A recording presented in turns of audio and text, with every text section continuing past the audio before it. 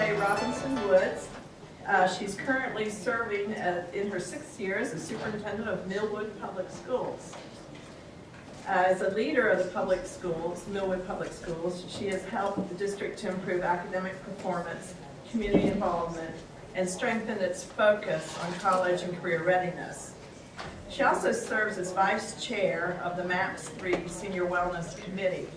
And this is the committee that's been involved with developing, planning, and implementing the Senior Wellness Center, or Wellness Centers in Oklahoma City.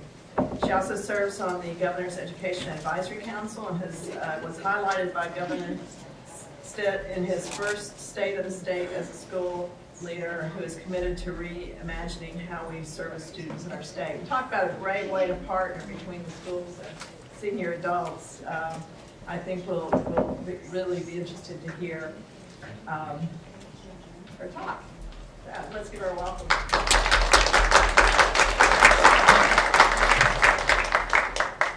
Thank you very much for having me today. Usually I like to come into music, but I'm pressed for time.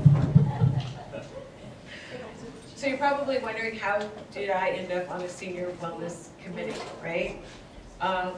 I think they looked at the MAPS advisory committee, who the mayor had appointed, and chose the youngest person. That's really almost literally.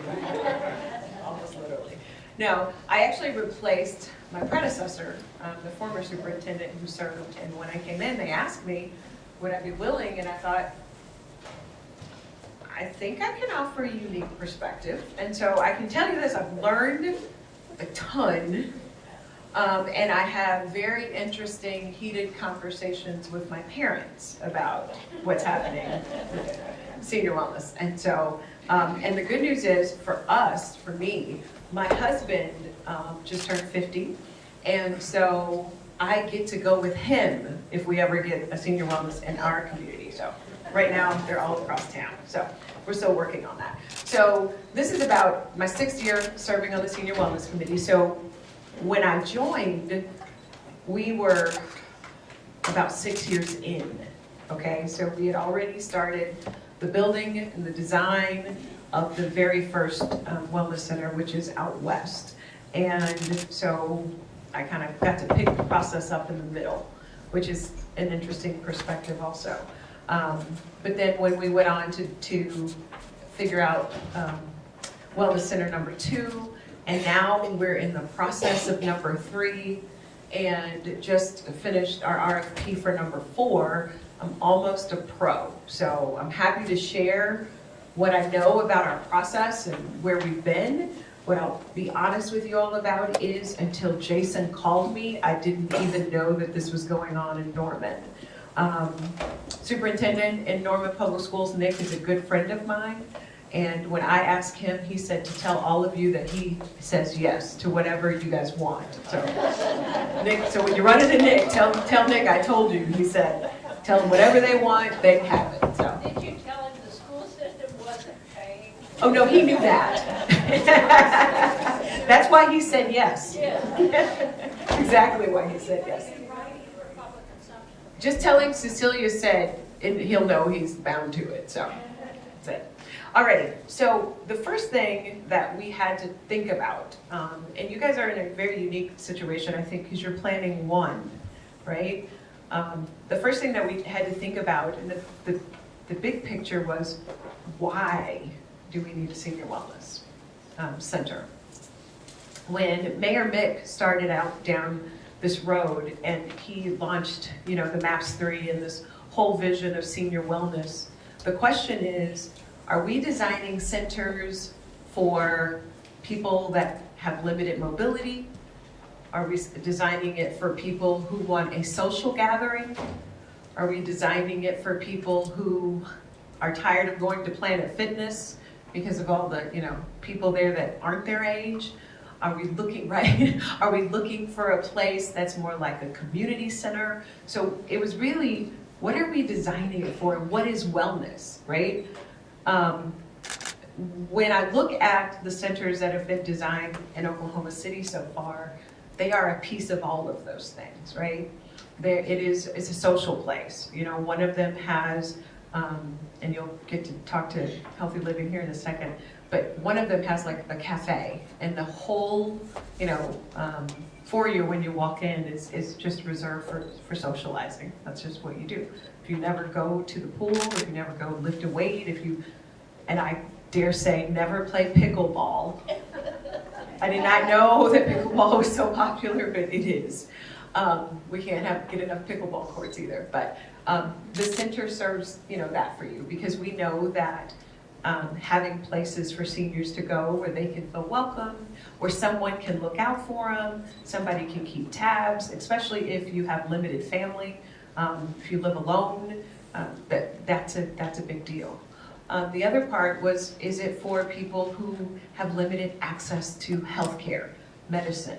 And so if you're located in a community where you have lots of people who maybe have transportation issues, but they can catch a bus on the corner, they can come to Senior Wellness, they can get their prescriptions, they can see a doctor that's on call, they can get a nutritious meal.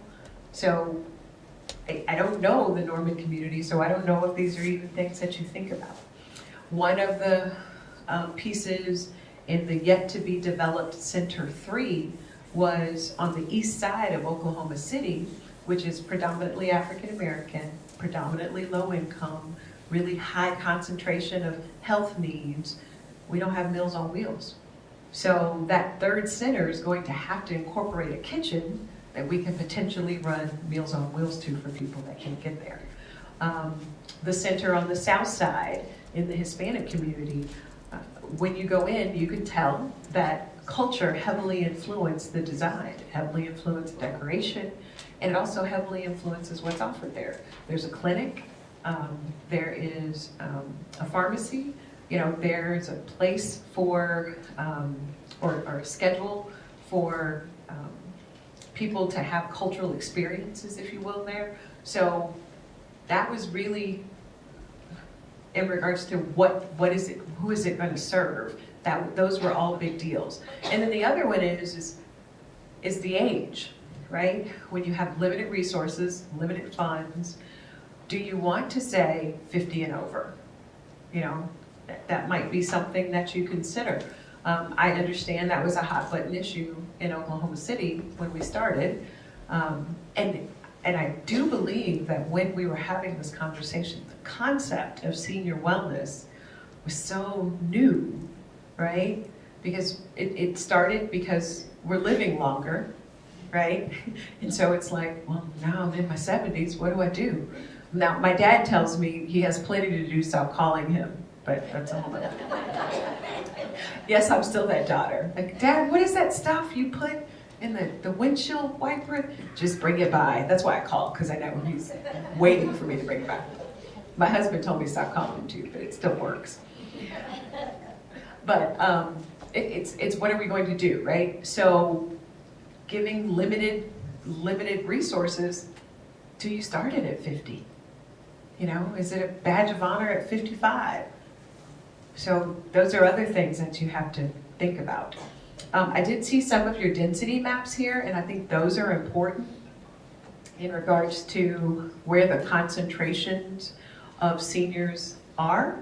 But back to, if you're only going to have one center, then you have to decide, do you really want it in an area that's heavily concentrated in centers, or do you want to use it as an opportunity to develop a part of town that's not developed? Or do you want to use it as an anchor in a place that, has lots of other things going on, right? Like you get your hair done, you go to Walmart, and you go to Senior Wellness, so those are the other things. In Oklahoma City, once again, every center has been different. The one on the north side, the number one, was built in partnership with a church that just happened to have some land, and it was a good opportunity and a good space, and so that's how we ended up there. The one on the south side was an anchor with partnership with the school, because the provider provided health care to the school, and so it ended up as a community hub, if you will. The one on the east side that is still up in the air, what we thought we wanted it was to spur economic development. But in order to spur economic development, that might mean that you're building in a blighted area with the hopes that other things follow, right? And so we haven't been able to land that plane because seniors don't want to be in a location that maybe is a little tough to get to, or they won't want to be there after dark. But if it brings a grocery store with it, maybe they will. You know, so, or if it sparks other development, like if you get a senior wellness and somebody says, well, if you put a senior wellness there, we'll also put a senior living community over the area. You know, so those are all things to think about. And the fourth one, which I just can't even imagine, is likely going to end up in the middle of a neighborhood somewhere. And the reason that I'm pretty sure about that is because they want it to be located in like Midtown, Oklahoma City. But there's no just open land there. But you might have heard about that little school district there in Oklahoma City that surrounds my little school district. They vacated a lot of buildings lately. And so a senior wellness might actually be taking over one of those buildings and you know, retrofitting it to be what we need it to be. So there's lots of possibilities just to think about. It's easy for me to say this because I don't have a dog in the fight yet. It's hard to resist the urge for it not to be about ourselves, right? Like, I want the senior wellness center on my corner. I want it in my part of the neighborhood. I want it, and when you have to think about one, I really do think about how it best serves the community. I have a board member that she's the longest standing female board member in the state of Oklahoma. She served on my school board since '58.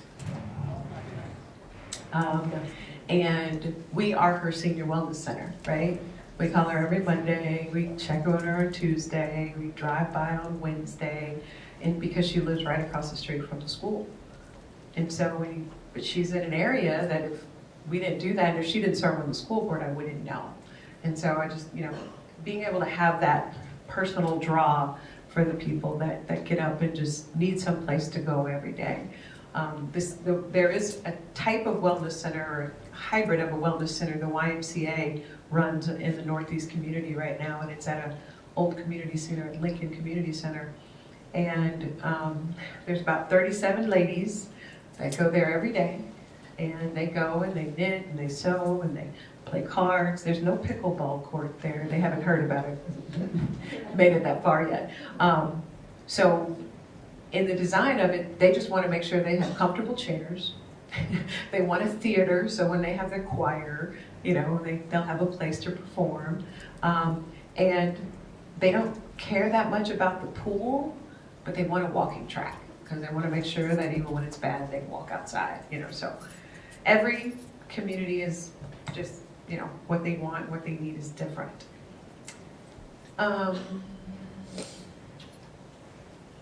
I said a little bit about the density maps. One of the things that we also looked at was income. We looked at our highest concentration of need. And the reason that we looked at that is because for people that have means, getting to a wellness center is not a big deal, right? Getting to work out or owning equipment in your own home or owning your own pool. Or you have social clubs that you participate in. And so we were really worried about the people who may not have access to those things. The people that need to be on the bus line or needs to be near their church or something to that aspect. So we really did look at quite a few different density maps. And then we ran bus lines through them so that we could tell, you know, could we swing a bus line in the area so that somebody who maybe didn't have transportation could get off? Or if it was near a grocery store, when they got a ride to the grocery store, could they do both? You know, so those were definitely some considerations beyond the ages, because, you know, it's one of those things that if you build it, people will come, and they'll find a way to be there. I think Claire will talk to you a little bit in the next presentation about Northwest, because we had them do a zip code alignment, because what we thought was everybody in the city must be going to Center 1, because we've got thousands of people per week coming through there. And the truth is, quite a few thousand people from around the city are going there, but it's heavily concentrated around the center. The further you go out, the fewer people that travel there. And they're still trying to make their footprint on the south side. They're just getting to a point, but I think it's well on its way. And then the last thing that we really had to think about was sustainability. The last thing any city wants is to invest its time, its energy, taxpayer money into a facility that in 3 years, nobody wants to be a part of, right? Either it wasn't built adequately based on your funding because we tried to incorporate everything that everybody wanted, so it didn't solve any problem, or we put in a great big pool and we had one room, so the only people that you get are the people that want the pool or the people that want to play bridge, and then there's nobody else. So because our centers were built to service the city during the day, all of the centers have the capacity to rent it out at night. So they had to think about, in fact, we had to go back and retrofit center number 1 to service the community at night as well. So it became places for quinceañeras and dances and birthday parties and people renting out the pool for swim parties on the weekend. It had to meet both of those needs, or they weren't going to be able to keep the lights on. I mean, because when you design a center that depends on income from people who quite often, or quite a few people, have fixed incomes, so you can't charge a lot, then you got to think, how are we going to keep these lights on 5, 10 years from now? How are we going to do regular maintenance? So even though it might sound like a good idea to have all these bells and whistles, if it only appeals to seniors, then you're going to have a problem keeping the lights on. So we learned that early in the first one. We built a really standard gym that looked like a gym. And people would come and they would try to decorate it, and they would be trying to hang things from everywhere to make it look less like a gym. So we thought, well, why don't we just go back in and put in some decent walls and structures and some soundproofing, so it acts as a gym, but it can be so many other things. And so it's much more appealing to people. We built in rooms that we can divide into 3s, or it can be one great big one. We had to think about, we didn't think about all those things, but we went back and thought about all of those things. The center on the south side, we knew better, so it was designed a little bit differently. Although I'll tell you, and maybe because of the space, it's weight room is some at the top, some at the bottom, and we've got a walking space upstairs. So it's a little different, but it's got enough rooms that it could, hold birthday parties on the weekends for people, or be some type of social event gathering space. And so thinking about that, I feel really bad. I feel like I'm teaching a lesson. I gave you a whole bunch of stuff to think about. We're going to have tests tomorrow. But it's a lot. I mean, it is a lot to consider. But obviously, you want it to be of quality. Our flagship is our first center, and it's taken off, and it's grown, and it's taught us a lot. Like I said, you'll get more details about that. But the biggest deal, and I think the biggest holdup on us actually breaking ground on center number 3 is, how are we going to make it sustainable? That one is not with a health partner. This is with Langston University. That's our 3rd provider. And they want to use it as a partnership to work with their nursing and geriatrics and physical therapy departments. So their students will do their service during the day. So when seniors come, they can receive service, the students can get practice, and it's reciprocal. So that's great. But they also have to figure out how to keep the lights on, right?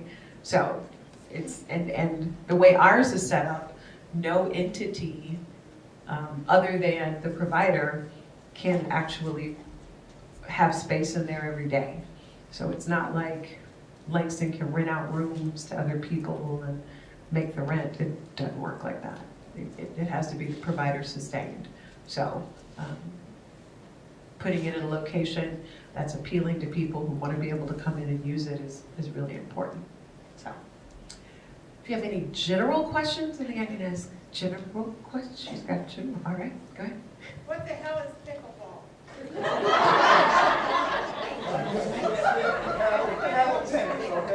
Can someone help this poor soul? It is, I was just going to say, it's a cross between tennis and ping pong. We'll call it tennis pong. Okay. Yes, sir. What's the population base served by each center? By population base, what do you mean? Well, you say you've got one in the north. Approximately, how many people are served by that center versus the one in the south and the proposed one in the east? So we had no way of projecting this, like none. And Claire will give you better numbers, but you averaged how many thousand per week? We have 6,000 members. Our average visit per day is about 700. So average visit per day is about 700, and they have 6,000 members. What's the population? How many seniors are there in that? Yes. Oh, in a 5-mile radius, there are 45,000 people 50 and older. So you have 45,000 people 50 or older in a 5-mile radius. So within a single 5-mile radius of that center, there are twice the population that we have in Norman currently. Probably. Okay, thank you. Carla? Yes, Do you have a storm shelter facility also with it? we do not have a storm shelter facility. Right, no, we didn't incorporate that. Not official. I read in the paper where one of the three has to expand. You're going to expand one of the three. And why is that? One more time, we're going to expand one. Oh, center number one, we're outgrowing center number one. So with a partnership with the church, what happened is we over-collected in taxes for maps. And in the over-collection, each one of the committees was able to come back and make a request. And so since we had such success with center number one, our request was to grant an expansion for pickleball. Essentially, it's about what it was. And so that's why, because 6,000 members, an average of 700 a day, they get a lot of use. Okay, and the east side, I go up there quite often, up to the VA, and take my wife up to the OU College of Dentistry. And it seems like there's a lot of construction up that way. There is lots of construction, but you got to remember where the homes and the people are concentrated. So if you're coming around the Capitol and around OU, that's mostly considered downtown. We're talking about a little deeper east. Can you give us an idea of what the annual membership fee is? You said you have 6,000 members. $3 a month? $30. $30 a month. Well, and we use a sliding scale very similar to the YMCA. So, yes. Yeah, I guess, how did you determine what the majority of the seniors wanted? We did a focus group. So once the city chose a provider, then the provider actually sits with the city to get input. The provider is going to come with a base of what likely should it be included. And then from there, the seniors, or the people that sit in on that focus group actually help collect. At the city, at my level, we choose the provider, we choose the architect, and I think the architect chooses the contractors. And we try to choose architects and contractors who have experience in these areas, so they bring us kind of a menu. So we're not making this up from scratch. Yes, sir. Describe the partnership you have particularly with Langston. How did that come about and how does that work? It's all through an RFP. So the city puts out an RFP for providers to basically bid on being the partner. And so with Langston, so the first wellness center was supposed to be on the northeast side. and we couldn't land a provider. And it was, at first it was Oklahoma City County Health. And then they decided to build their own facility, which is not a senior wellness, but it has senior wellness components. And so every community, generally you want someone from within that community to step up and be a provider. That's kind of how we do it. I think in a lot of states, the YMCA is a pretty popular provider.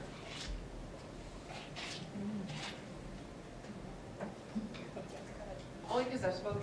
Let me get him. Oh, she has a mic. I'm sorry. My question's related to what this gentleman just asked, but as far as the partnerships, you said you put out an RFP just to the public and said, okay, we're looking for partners. And then you mentioned a little bit about what the expectations of the partner is. Will you explain that a little bit more? So every partnership looks different. That's the other thing. So when we put it out for, I think we call it a provider or operator. Yeah, operator. The operator comes and says, these are the things that I think ought to be incorporated into wellness. And I'll use an example. One of the bids for Senior Wellness Center number 4, because it has 3 right now, I do believe. One of them is they run a wellness kind of health center, kind of a gym, if you will. And they partnered with a grocery store chain, right, and a pharmacy chain.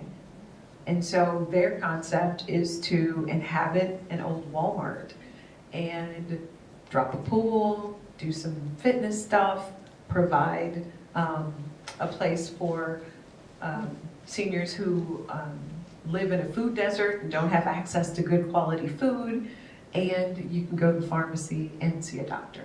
So that's I'm not announcing that that's our 4th one. I'm just saying that comes to mind. So like I said, Langston's view on it was it's a great partnership with our nursing, physical therapy, geriatrics studies. So that was their thought in it. Healthy living is about senior living, so that's a little different. North Care, it is North Care, right? Or is it Variety Care? North Care and Variety Care, and they provide, family practitioner services, and that's who operates the South Side one. So it just really depends on what the community wants out of it. So when you open it up for a provider, you're going to get, hopefully, numerous ones that look different, and you just have to decide what you need. And then you said that they then are responsible for keeping the lights on and paying for the facility, or If that's how it's set up in Oklahoma City. I just We wanna make give sure them the that's building, what- and they have to pay to operate. The city built the building, and The then city they builds cover the building, operations. and then the city will take care of, it's kind of almost like a rental, but you're not paying rent, but we take care of big maintenance items, not little maintenance, not regular maintenance. Thank you, that's what I was. Yes. Yes, ma'am. You had focus groups before the design then, right? Correct. Is the provider picked ahead of all of that too? Correct. The provider, the architect, and the contractor all picked it before the focus groups. Because trust me, you want their guidance. Yes, sir. Jill mentioned there was like several generations within the senior group that she kind of defined, and then you talked about subletting this for youth birthday parties. Is there any other intergenerational activities in the MAPS project? And that is something that is very clear and explicit in our understandings, our MOUs, is that there is not intergenerational, and that it generally is only seniors. The only other piece that's kind of like that is on the south side, there are clinics available for kids to use during the school day, but they actually open to the outside, so the kids don't have to go through the senior center. And so, but I will tell you, one of the proposals of Wellness Center number 4 has a child care center, because they're worried about the numbers of grandparents raising grandchildren. And so that limits their mobility, because they can't get out because they've got their kids. So, But that's not something that we address. That's provider and community specific. Sir, did you have another question? Well, a three-part question.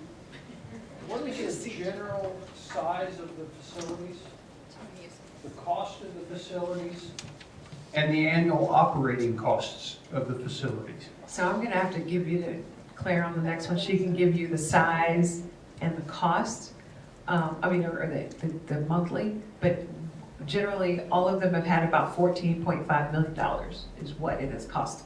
That's the allocation from MAPS, it's about that much. Well, 40,000 square feet. 40,000 square feet.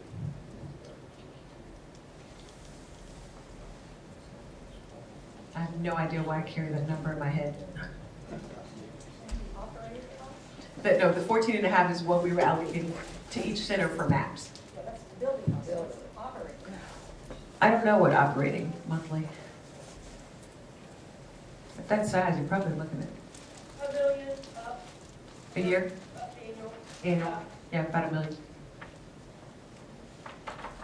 It's a lot of water. Pickleball. Thank you. Pickleball.